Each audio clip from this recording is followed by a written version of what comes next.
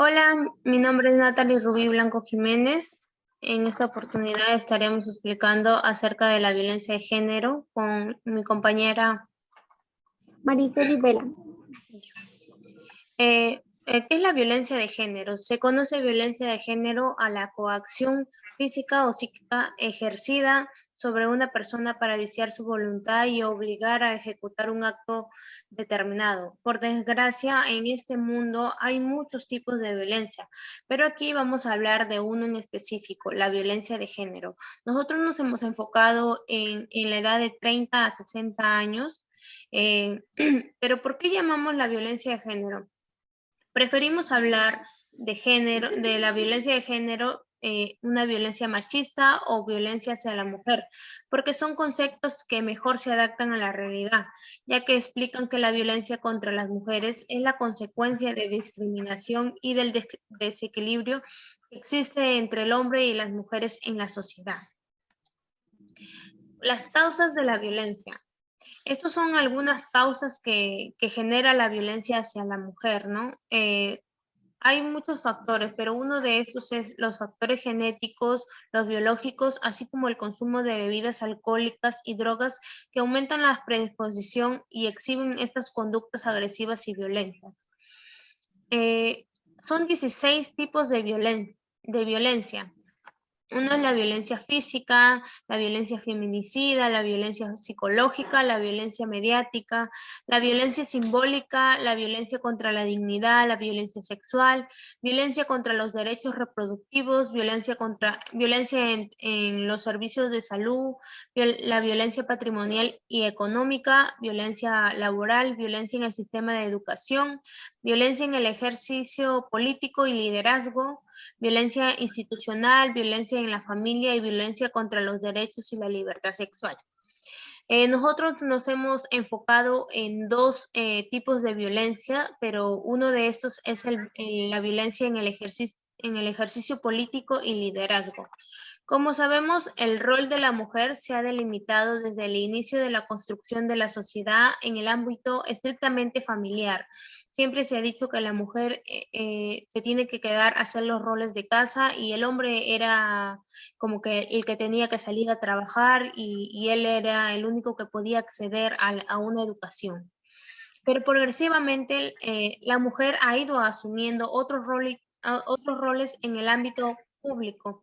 Esto es gracias a la lucha de las mujeres de los países desarrollados por tener un acceso a una educación formal, la cual es una arma súper poderosa para poder fortalecernos y formar, darnos mucha información. Las mujeres hemos empezado a canalizar nuestras aspiraciones y reivindicar nuestras sociales y políticas, ¿no? Así como su integración al mercado laboral. Es por ello que hoy en día las mujeres se han colocado en un nivel igualitario. Sabemos que falta aún mucho por hacer, pero tenemos grandes avances. Las mujeres se sienten libres e independientes a diferencia de tiempos anteriores que dependían mucho de los hombres. Ahora en la actualidad podemos ver que las mujeres realizan trabajos que antes se decía que solo los hombres se lo podían realizar. Acá hay una frase que dice que hay que recordar que la autonomía de la mujer comienza con su independencia económica. Nosotros debemos de ser autosuficientes en todas las cosas y no siempre depender de alguna persona. Sigue mi compañera. Continuando con la exposición, yo les voy a ver acerca de otro tipo de violencia, que es la violencia en los servicios de salud. Bueno, ¿a qué consideramos o a qué llamamos violencia? La violencia es toda acción u omisión que impide la atención a información oportuna, teniendo y poniendo en riesgo la vida de las mujeres. ¿Es naturalizada? Bueno, sí. Esta violencia se encuentra muy naturalizada porque es algo común que viven las mujeres, que es la violencia obstétrica. Siempre se ha escuchado de que muchas mujeres han sufrido este tipo de violencia, pero nunca se ha visto que alguna de ellas haya hecho alguna acción respecto a ello. Siempre se ha dicho algo así como si fuera una anécdota. Este tipo de violencia sí amenaza contra la vida, no solo de la paciente, sino de su bebé. porque como bien sabemos, esto afecta e impide el derecho a la salud, la integridad física y promueve la discriminación de las mujeres. Como podemos ver en la parte de abajo, existen frases como las que aquí se ha puesto de un testimonio en el cual una mujer dice, tenemos miedo, los doctores nos gritan, abre las piernas, abre las piernas. Para el marido no tienes miedo de abrir las piernas, en cambio para los doctores sí. Eso es una frase discriminatoria que se usa mayormente en algunos centros de salud, sobre todo cuando son adolescentes o cuando son madres, ya, pero que han tenido su segundo hijo, su tercer hijo. Entonces, muchas de esas mujeres han pasado por este tipo de violencia. Bueno, como podemos ver acá, estos son algunos actos constitutivos de violencia obstétrica. El primero que ves acá es practicar el parto por cesárea, existiendo las condiciones para realizar un parto natural sin el consentimiento voluntario de la paciente. Otro también está obligar a parir acostada o inmovilizada, negar que la madre amamante a su bebé o lo tenga ni bien nace. Y otra también es donde no te dan la atención oportuna, donde te dicen que esperes, o lo que yo he escuchado mayormente es lo que dicen que, incluso mi madre, sobre que te hacen caminar mucho, ha pasado de que no te dejan descansar. Bueno, en lo que es la violencia obstétrica, se tiene que tener en cuenta que esto es una inserción. ¿De qué cosa? De la violencia institucional y la violencia contra las mujeres, durante lo que viene a ser el embarazo, el parto o el puerperio. Al costado están varias mujeres, así como ellas existen muchas más que han pasado por este tipo de violencia y han dado testimonio para que con el fin o el propósito de que esto ya no vuelva a pasar con las demás mujeres.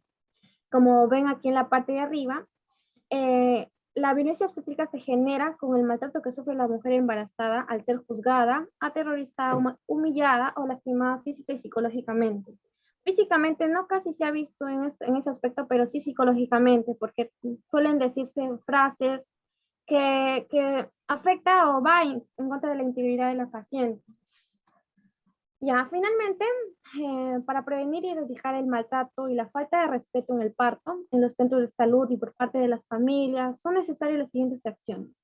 Bueno, en nuestro caso, como futuras obstetras, nuestra propuesta, lo que se ha propuesto es incentivar y empoderar a las mujeres en la toma de decisiones en relación al ejercicio de sus derechos humanos, enseñarles de que no es natural y no es normal el hecho que te traten así, porque ellas van al hospital o a esos servicios con el fin de que sean atendidas bien, no que las maltraten. Otra acción que se pueda realizar para erradicar esto es eh, a ver, a las mujeres, ayudarlas a que exijan respeto hacia ellas mismas. Esto permitirá que las mujeres comprendan de forma holística el derecho, la forma de atención respecto del derecho de su cuerpo en los servicios de salud.